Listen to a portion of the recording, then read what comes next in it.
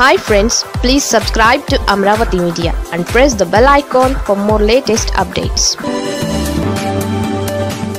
గుడివాడలో మారుతున్న రాజకీయం, కొడాలి నానికి కీలక నేత మద్దతు. గుడివాడ రాజకీయాలలో కీలక పరిణామం చోటు చేసుకుంది. గతంలో 5 ఏళ్ల పాటు ఎమ్మెల్యేగా, మంత్రిగా వైసీపీ ప్రభుత్వంలో కీలకంగా వ్యవహరించిన కొడాలి నాని గత ఎన్నికలలో ఓటమి తరువాత పూర్తిగా సైలెంట్ అయిపోయారు.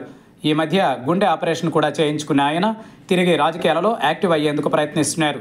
ఇదే క్రమంలో కొడాలి నానికి నియోజకవర్గంలో ఓ కీలక వ్యక్తి మద్దతు లభించింది. గుడివాడతో పాటు రాష్ట్ర రాజకీయాలలో ఫైర్ బ్రాండ్స్గా పేరున్న మాజీ మంత్రులు కొడాలి నాని, కటారి ఈశ్వరి కుమార్ అనూహ్యంగా కలిశారు.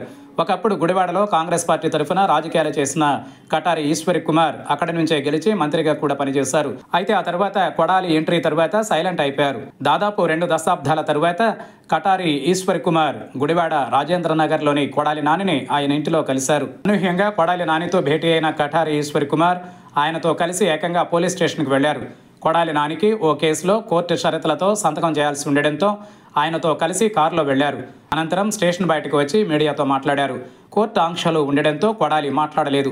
కానీ కటారి మాత్రం కీలక వ్యాఖ్యలు చేశారు. పవన్ కళ్యాణ్ మీద అభిమానంతో 2024 ఎన్నికలలో తన 2 ఓట్లను కూటమికి వేశానని తెలిపారు. ఎన్నికల అనంతరం ఇప్పటి వరకు తటస్థంగా ఉన్నానని, అయితే గుడివాడలో టీడీపీ గూండాల అరాచకాల్ని గతంలోనే ప్రశ్నించానని తెలిపారు.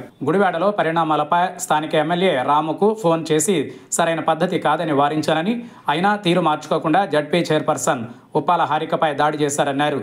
బీసీ, ఎస్సీ, ఎస్టీ, మైనారిటీ వర్గాలపై దాడులు చేస్తుండడం దారుణమని కటారి విమర్శించారు.